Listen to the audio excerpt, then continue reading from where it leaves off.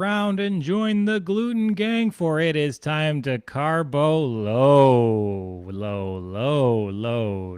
You're listening to Hold My Bread, the $8,112.99 podcast. Everything is down. We're seeing lots of volatility all over the marketplace. Is there panic in the streets, Matty Backus? Remember we were at 10,000, like pretty heftily above $10,000. Yeah, that was like 2 days ago. Yeah. Like, you might as well just not check your board. Like, there's so much volatility. If you don't have the time to just analyze your portfolio, watch every trade, just be a buy and hold investor. You're saving yourself from all this trouble. I am back to my ways, actually. I'm conservative Joel once again, and I couldn't be happier. I have been, hanging out with people and a little bit, and everyone's discussing the bubble, and I keep looking into. We've talked about this on the podcast, but the VIX. I've been looking at the VIX right now. It's at 653 currently, and it seems to be trending up slightly. Now it is down over the last week, the last month, so it's only up today. So that's because everything is red today, I guess. Everything is volatile, and it's so weird that like you just find out the one fact about the market goes down when the White House turns to Democrat, and it truly does just play out in real time. Just knowing that one thing gave me so much peace through all of this. So yeah, I think I'm gonna weather it, and yeah. I think we didn't know the right thing about VIX when we first started talking about it. That expires, actually, so be forewarned. Like, you only have a certain window to cash in on it. I think I was very excited. There was never any possibility of me making money, but that's always the case when I'm in the driver's seat. How are we? Yeah, so I know there's been, we were just kind of talking a little bit before we went live as to why the market is so red. And I think there were some earnings reports, and other than just the regular volatility, I don't have an answer for that. I know that, this is one of the only stock that affects me the most, really, because that's the only one I really have. But GameStop had earnings the other day. GameStop having bad earnings is not to be a surprise to anyone. Of course. What were the expectations? Do you think the two guys from Trading Places were there like it was orange juice futures? No, we thought this was a healthy company. Yeah, exactly. They're walking around waiting for the Jamba Juice to open. Yeah, and I think it is like the Democrats are getting things done. There will be tax changes, and like just those corporate tax rates are enough to swing the market. Like, with the chance of big legislation hanging over our heads, the market's going to be bearish. It wants to hibernate. It's been crazy forever, and you know what? It's just going to chill out a bit because it is cyclical. It's going to be an amazing summer, and I think that's true for all of us personally, and I think that's going to be true for the stock market as well. Yeah, I agree. I think you're right. I think this is, the kind of thing where we saw it last year, where in obviously we're further into March, but March we saw a huge drop in a lot of things. A lot of stuff was on sale, and it rebounded heavily. One of the things I missed out on that I'm mad at myself about is I remember a year ago looking at, what was it, Marathon. There's two of them. There's Marathon like oil, and there's Marathon Petroleum. And one of them was in like the teens, 15, 17, and it had dropped from 50 to 15. And back in March it was 15. And as we sit right now, I don't know what it is, but I bet it is in the 50s. So, well, Marathon oil is $10. So what's Marathon Petroleum? Let me pull it up here. Oh yeah, that's $53. And yeah, so that dropped to 15 back in March, and I'm mad at myself for not buying. So now I think is the opportunity to, take these red days as chances to, do a lot of research and see what things will rebound. Now, Marathon Petroleum could have not recovered at all, but if you look what they were a year ago, they were it was a fire sale, and they are back up to 53. So I think now is the chance to, even though it is red and it is stressful and very volatile, I think now is the time to hopefully find future plays. And there you can see Matt's mistake right there in real time. 53.17. But hey, do you really want to be in gas and oil right now long term? Is that the future of the planet? No. If you just want to do a more long term thing, I just would avoid these industries for now. You're like, yeah, they might go up, but if you're going to be playing in the energy market, there's no reason not to be looking into the future. And like, I imagine for the demographic of this podcast, like maybe not Warren Buffett. If Warren Buffett is listening, telling Dominican Sue to fuck off. Like he's done me wrong. I know you guys are boys, but you got to be more aggressive when you're just playing around with the pocket money like most of these guys are. So there all those like clean energy ETFs. ICLN is just an amalgamation of different funds that I like for clean energy. We had it for a long time before I went crazy and sold everything off in the big barrage of 2021. Yeah, we've talked about before about uranium. I think uranium still might be a play. I think it might be a little too early still, but I do think uranium has the potential to be a play at some point. I'm just checking at the uranium prices that we looked at a couple months ago, and it does seem like one of the URA. It seems like URA is up from when we talked about it 3 months ago. So we talked about URA about. And really, if you do want to get into the uranium market, there's no better way to do that than by actually just getting uranium. I mean, you can't actually get your hands on it, but if you get your not literal hands on it, you flip it to some nice shady people from some foreign powers. That's a nice payday. You got yourself a house with a swimming pool. You know what else you got? You got yourself on a list. Well, I think I got myself on a list right there. But Yeah. how can we invest in so you want to invest in oil futures, uranium? I feel like you just watched Doctor Strangelove and your takeaway was, I want to make some money off these sectors. You know what's crazy is I did just watch that movie. I did. I watched it 2 days ago for the first time. I know my friends. What can I say? That's a pretty amazing nail, actually. Yeah, it's unbelievable. I watched swear it to God, 2 I days did ago on not know Amazon that. Prime. Wow, that's like the hit of the century right now. Like, Yeah. I'm retired. That's the end of the podcast. I will never do anything broadcast related again.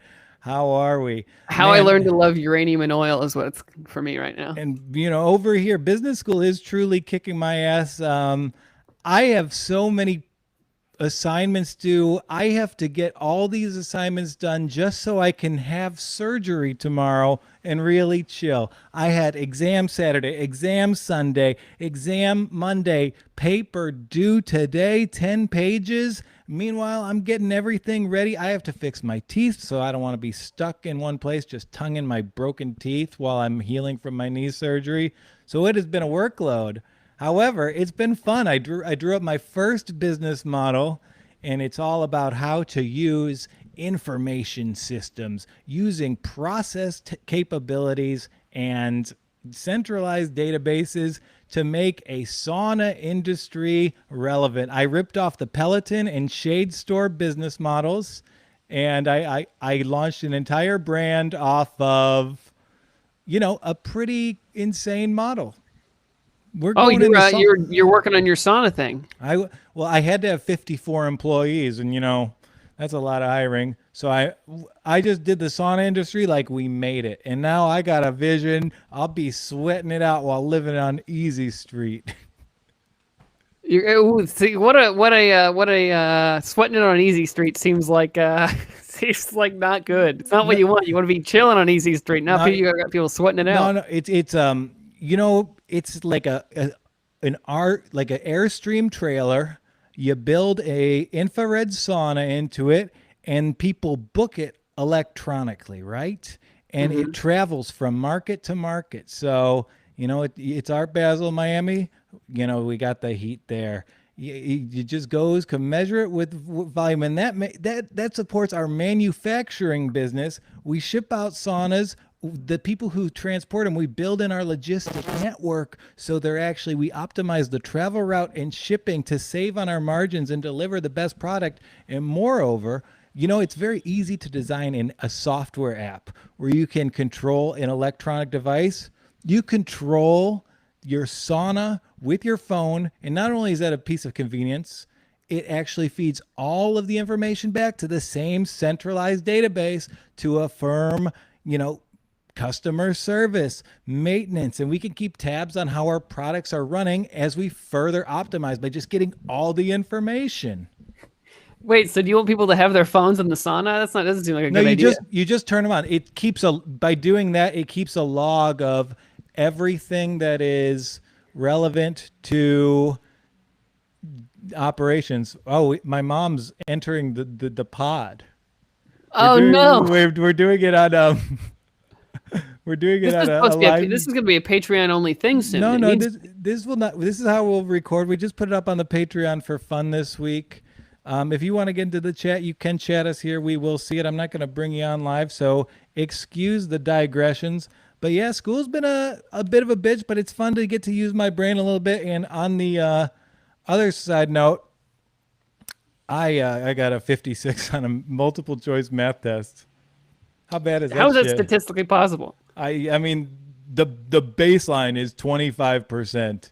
And then that happened Saturday. I boned up. I did a good job on Sunday, but I had the craziest day of tutoring. I'm always boned out, by the way. Yeah, I get it, baby. I was so bummed out. I hired my tutor, my old tutor, Chris, to take the exam with me and just give me emotional support. He told me nice things. He told me to just focus on the question when I got discouraged. And then at the same time, I found a new tutor, right? This is a little Florida party boy. And he's saying like, oh, you're a gambler. He starts sending me all these pics about women's college basketball while he's playing in a tennis tournament drunk. And I got this like very sweet guy on one shoulder. I got this degenerate on the other. And they're both just trying to teach me math. What is that, Bert Kreischer? I'm so dumb. These are all the forces that have to be there for me to do okay on an exam. Well, I'm proud of you for putting in the effort. Way to put in the work. You didn't get discouraged by your low score, and you came back and got after it. That's great. Yeah, I don't have any talent, but I work hard and I have a good attitude. But I think we'll be rich soon because we're going to release this episode as an NFT, right? Yeah, we got to figure out how to do that. But yeah, we're going to release this episode as an NFT, so one of our listeners can own this episode. One of our listeners or like some murky foreign interest can own this episode. It comes with some uranium. Yeah, but, now that the Silk Road is closed. So where is this just another instance of value being in the eye of the beholder? Well, so the way I know NFTs and art are obviously very similar in that artwork is seen as an investment, right? Because if you were to, you have a Picasso, the value is in what people perceive the value to be. And obviously not every NFT is a Picasso. People are making millions of dollars selling NFTs of their farts, but an NFT is a non-fungible token, and fungible means it is unique in that it can't be traded for it's its own unique thing. So like Bitcoin can be traded Bitcoin to Bitcoin, but an NFT and an NFT cannot be changed because they're very unique and that they're their own individual thing. So that's what that's a non-fungible. That's what that means. And my takeaways just from like following this story in a tertiary fashion are that the art world saw NBA come out with Top Shot and they're like, we got to get in on that. Well, so it's the NFTs are also they have to do with like blockchains, and they're in the family of like cryptocurrency with mainly Ethereum is what it is. And it's basically it's its own thing, and then it's like a cryptocurrency, but then it's also got its own data behind it. So it's got like extra information that is very unique to that specific token. And there was the one artist, Blippy. He sold an image with Beeple. Oh, I'm sorry, I got that wrong. Yeah, I didn't mean to call him Blippy. That was like a correction on the Smurfs. Beeple, Blippy. Anyway, Ping Pong had a digital artwork that sold for $72 million, right? I'm looking at it right now. It is 69.3 million. I don't know if that was for one piece or for a bunch of his art, but no, I follow him on Instagram. they're all in one image. It's one giant image Is of, it? yeah. Oh, okay. So And I follow him on Instagram, and every once in a while on his Instagram, I'll comment, "I just bought this for X amount of dollars," and inevitably there's one person that's like, "How did you buy it?" Or somebody will be like, "I just screenshotted it and got it for free, you idiot." I mean that there is something to that. So if you could buy any NFT, what would you buy, Matt? I don't know. I mean, I think. Oh yeah, I'm looking at the Beeple thing. I don't know. I mean, I think I'd like to get me a piece of this Beeple art. I So you wouldn't want mind getting Jack Dorsey, the founder of Twitter. He sold his very first tweet for what was it? Some huge amount of money, like 2.6 million for his very first tweet. And again, that's the tweet, but you're getting a bunch of information behind it. Okay, that makes sense to me. And I do like that your aspirations were, oh, you could get any NFT. You just go straight to the top. You're like, I want Dorsey. I want people. I want the things people are talking about. So good for you, Matt. That goes your taste. And so what is this? So now these Ethereum is being used as the basis that other things derive value from. And by that, token, either it's a sign of the lasting legitimacy or any possible bubble will have farther reaching ramifications than possible. Right. So yeah, I mean, and it's so basically an NFT is an Ethereum coin, but it's got extra information in it, and that extra information, I think, is what makes it an NFT. That which means they can take different forms. You can have like music, you can have video, JPEGs, GIFs, all of it can hold value. And are they valued items? I would actually you can go through and there's so many knockoffs in this marketplace already. It's amazing how quickly these markets get saturated. You see that NFTs of every possible variety are being sold right here. You can buy this woman. She has her tongue sticking out for 9 cents. And that's just how quickly the world works. We're in a situation where our parents were able to invest in McDonald's for 5 years at like $1 a share. And now we can't even get on like this weird trend without it being oversaturated immediately. Well, so I mean that's true and not true. I think that there's still a lot of room for this to go. I mean, the whole NFT thing is not going to be over anytime soon, I don't think. And I actually have a list of things if our listeners, and I'm going to look into this because I don't know. I mean, I'm into it. I'm curious. OpenSea, Super Rare, Nifty Getaways, Foundation, Bakery Swap, Axie Marketplace, NFT showroom. Now, I haven't looked into any of these. I don't know if they're legit or not. That's up for, you're going to have to do that. But those are places that you can, that are, lists selling NFTs. And And I thought they this are was legit. interesting. They are legit. I went through OpenSea this morning. There's a lot of pretty fun offerings there. But again, it just seems like there's such a volume right now. How do you really find the ones that are valuable? Because, I mean, think about the Right. files on your desktop. How is a file going to have value? It's just like in our very nature by using computers, like files are something like, I don't know, they annoy me. I throw them away. I want that clean desktop, baby. Give me that. You could sell an NFT of a clean desktop. There you go. Oh, fuck. Now we have a real conundrum. Well, here's what's going on. Did you hear about Mark Cuban in the NFTs? Mark Cuban sold. He's convinced. He sold his NFTs. No, well, he's made a bunch of money selling NFTs and buying NFTs. He's trading them, and he's making a ton of money, which is great. He needs more billions. But he's actually, I just signed up for it, and I don't have anything for it yet. But lazy.com is Mark Cuban's new website. And it's a place where you can. It's basically like a virtual art gallery. So I don't think there's any selling or buying of NFTs, but you can put your collection of NFTs up on that website for people to look at and to show off. That's Mark Cuban's website. It's called lazy.com. So I don't know how he got lazy.com, but he got it. I know like one of the most made fun of headlines in history is like a guy in 1858 he came out and said humanity was coming out of inventions. And, he was wrong, but man, humanity might be out of inventions. So the richest of the rich, the most forward thinking people have come up with a way for for you to access Instagram by logging onto a computer. Wait, what? I think it's just Instagram. It's Instagram, but on a website. It's an art gallery of NFTs.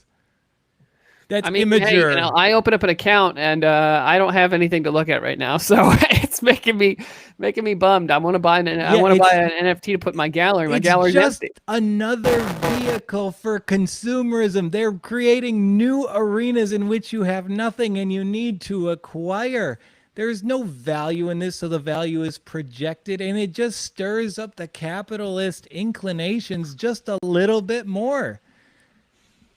Yeah, I mean, I don't know what's gonna happen. It seems like it's starting to reach not critical mass, but it's definitely. I feel like a couple of months ago, I was hearing about it. I was hearing from some of my friends that are more plugged into this kind of stuff, and then I started seeing it trend on Twitter more and more, and now it's getting to the point where it's like when my mom is asking, it's getting to that thing where it's like when my mom asks about an NFT, that's when we're in trouble. Yeah, when your mom asks about something, you should have bought that security 6 months ago. Yeah, exactly. It's too late at that point. You know, the But moms are the shoe shine boys of the 21st century or whatever. You've all heard that saying. and that's the way you should have gone through it. The first time you hear of something,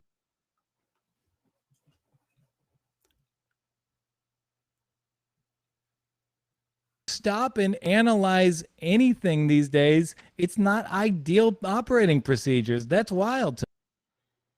Yeah. But people are making a fortune, you know, and not just people and not just famous artists. Not just people, but people.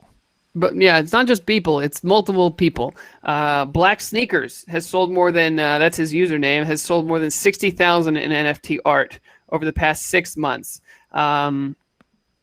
It's interesting to see digital art being bought at such a price. I mean, it's really crazy to see that because, you know, if you own a Picasso, you have the physical Picasso.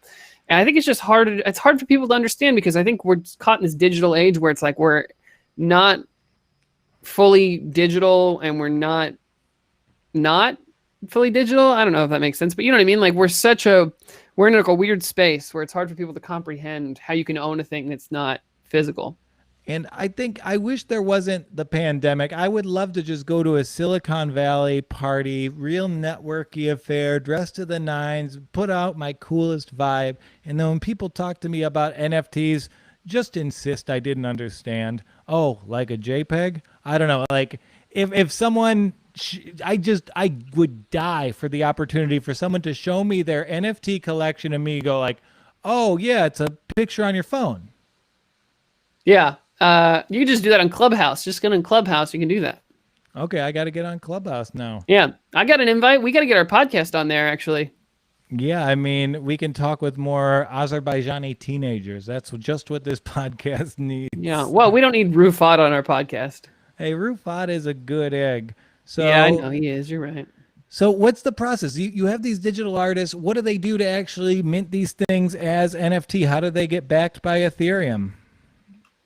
That's actually a good question because I think that's what we're gonna have to figure out to like in order for us to sell this podcast as an NFT, we're gonna have to figure out how to do that. Well, I mean, I honestly don't know. you can't. You're ensuring it can't be replicated, but how do we do it, Matt?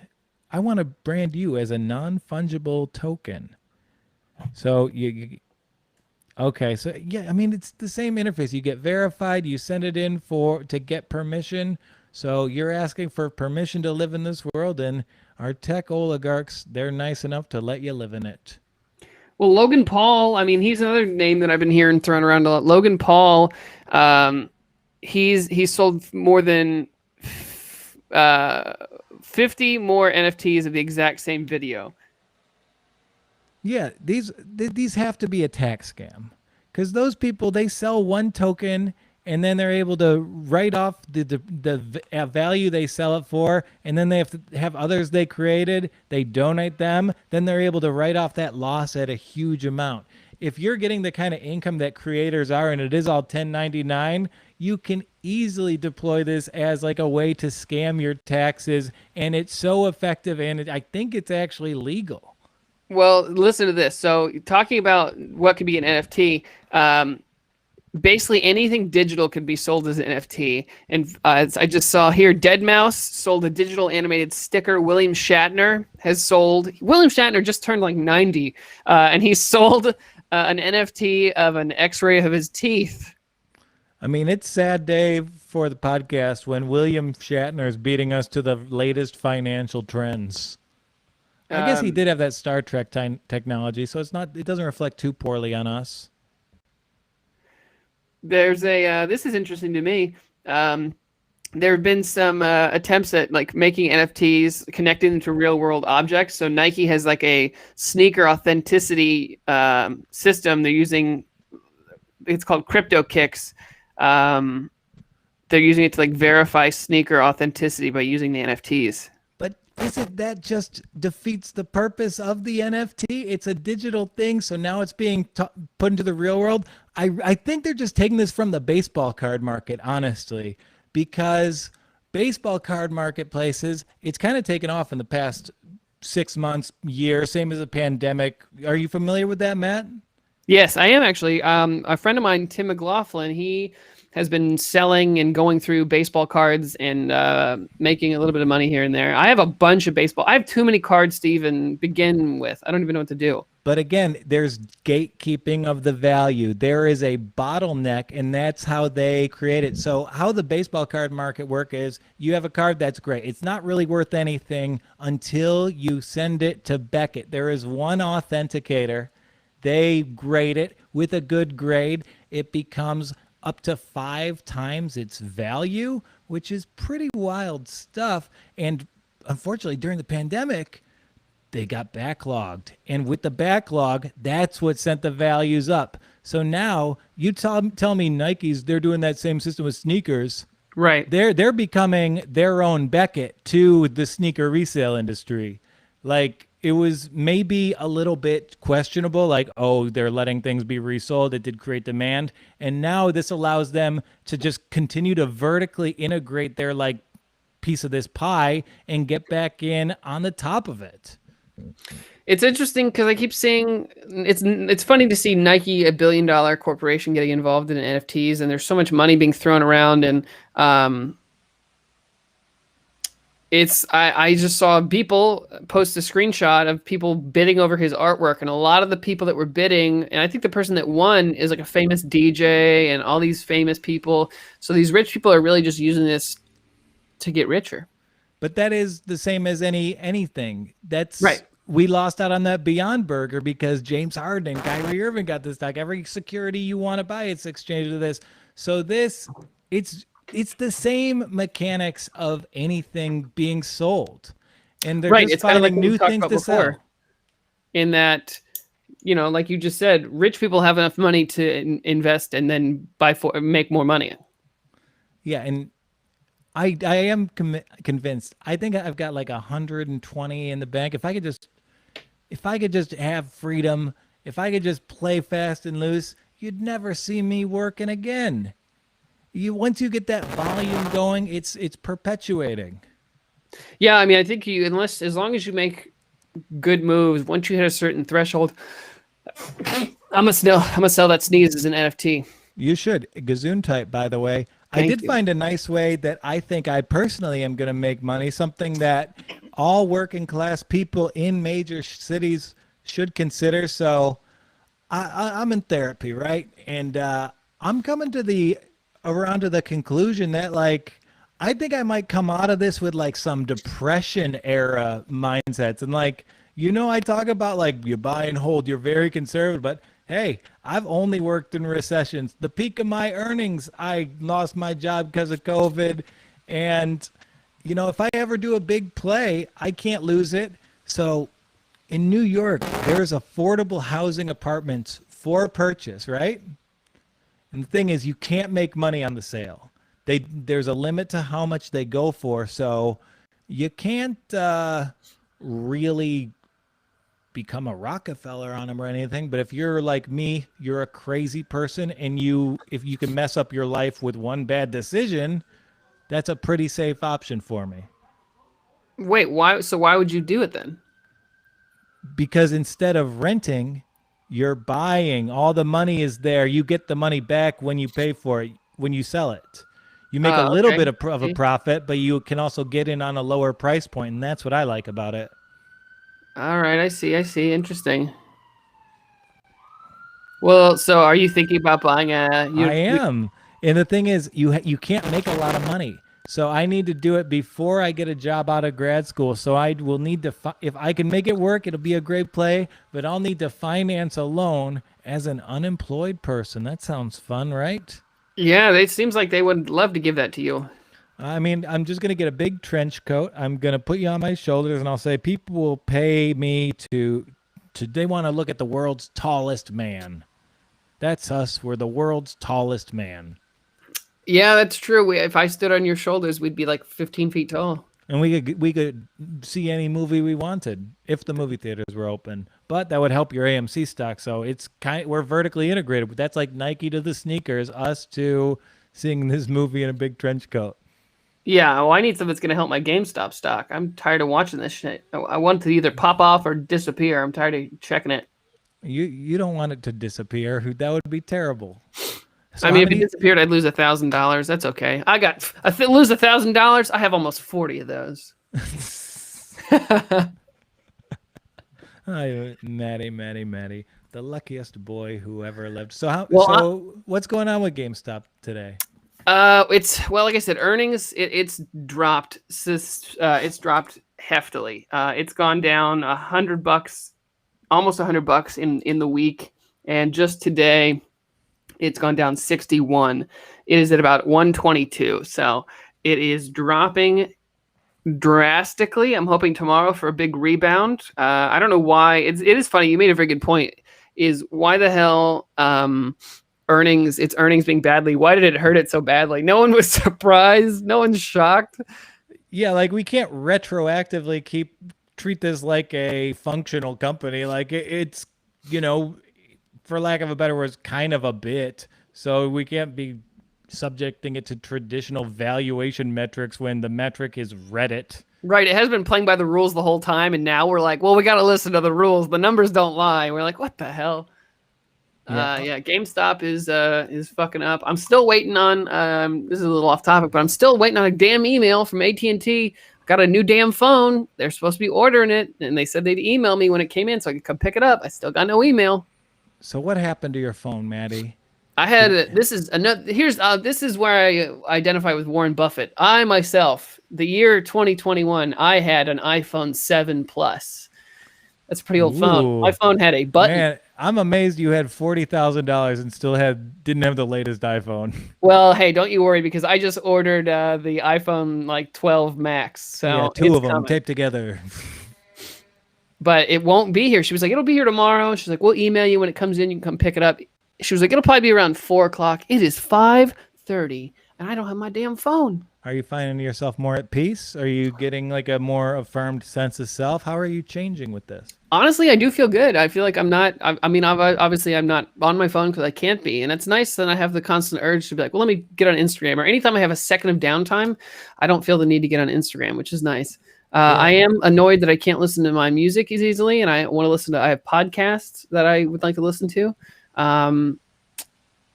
Other than that, Sense of peace. When GameStop crashes tomorrow and it goes to zero, you're going to be at a nice walk in the park, and without your phone, you'll still be able to enjoy that walk. Look on the bright side. yeah.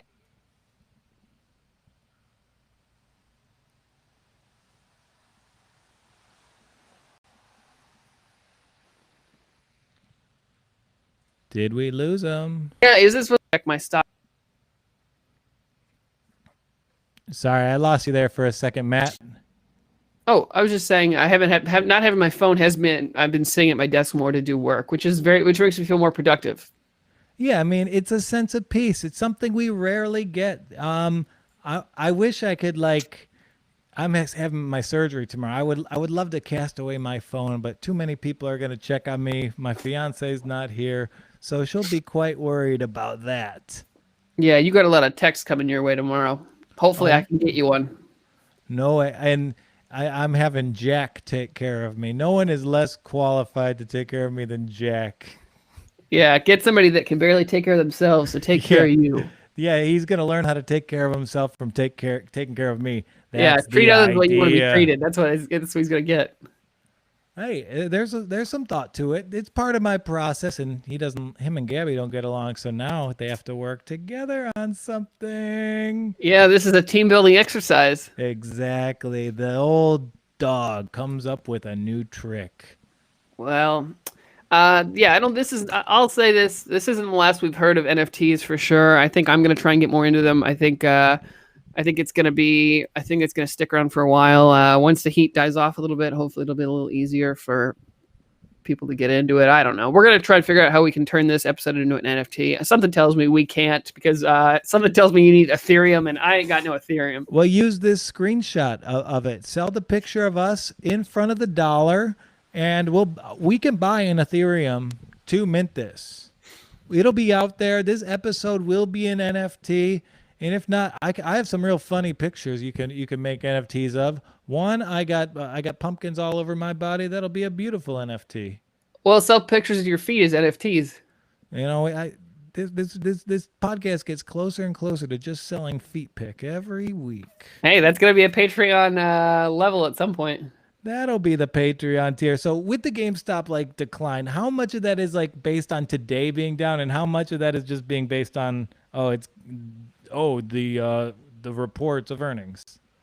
I'd say it's probably 50-50. Yeah, so you're gonna get your money back tomorrow. It's a beautiful thing. I'm still way up. I don't give a fuck. I haven't lost at all. It's only 120. It's at 123 right now. I'm good.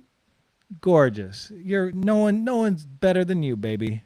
I'm untouchable right now, currently. Knock on wood, except I can't get my damn phone. That's the only way I can be touched. All right. Anything else we need to touch on today? I don't think so. I think we're good. I think I'm good. That was a good episode. Don't forget to follow us on Patreon. Check out Instagram. Matt Backus Sucks on Instagram. Matt Backus on Twitter. The shows are starting up in New York. They're starting stand up, and Jeff Arcuri and I are trying to set up a little tour in May. Baby. So we'll go see Maddie, go see Jeff Arcuri. And Jeff Arcuri, he's a sweetheart. He'll do a little bits when you say hi to him.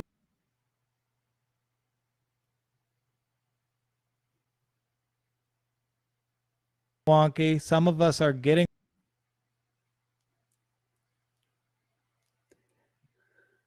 I will see you next week.